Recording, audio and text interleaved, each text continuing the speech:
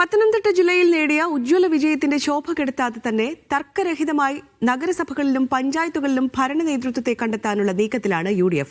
ജില്ലയിൽ വലിയ തിരിച്ചടി നേരിട്ടെങ്കിലും പന്തളം നഗരസഭ BJPയിൽ നിന്ന് തിരിച്ചുപിടിച്ചതിൽ ആശ്വാസം കണ്ടെത്തുകയാണ് LDF. കഴിഞ്ഞ തവണ പത്തനംതിട്ട നഗരസഭയിലും ജില്ലാ പഞ്ചായത്തിലും ഭരണം നഷ്ടമായതിന്റെ ക്ഷീണം ഇത്തവണ UDF തീർത്തു.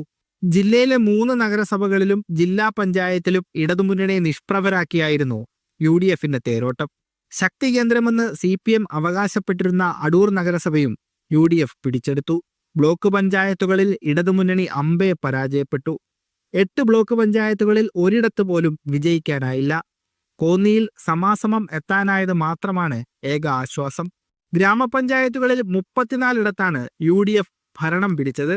ഉറച്ച കോട്ടകൾ തകർന്നതോടെ LDF 11 ഒതുങ്ങി.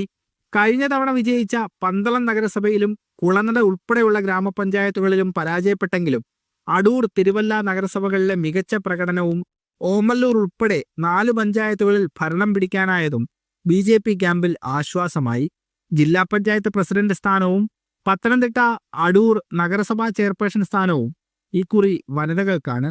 തിരുവല്ല നഗരസഭയിൽ SC വനിതകൾക്കാണ് ചെയർപേഴ്സൺ സ്ഥാനം. അങ്ങനെയെങ്കിൽ മുസ്ലിം ലീഗ് സ്ഥാനാർത്ഥിയായി മത്സരിച്ചു വിജയിച്ച വിദ്യാ വിജയൻ ചെയർപേഴ്സണായേക്കും. സീറ്റ് വിഭജന സമയത്ത് മുന്നണിയിലുണ്ടായ ഉരസലുകൾ ഭരണസമിതി രൂപീകരണത്തിൽ ഉണ്ടാകാതിരിക്കാനുള്ള തീവ്ര ശ്രമത്തിലാണ് UDF. മീഡിയ 1 പത്തനംതിട്ട.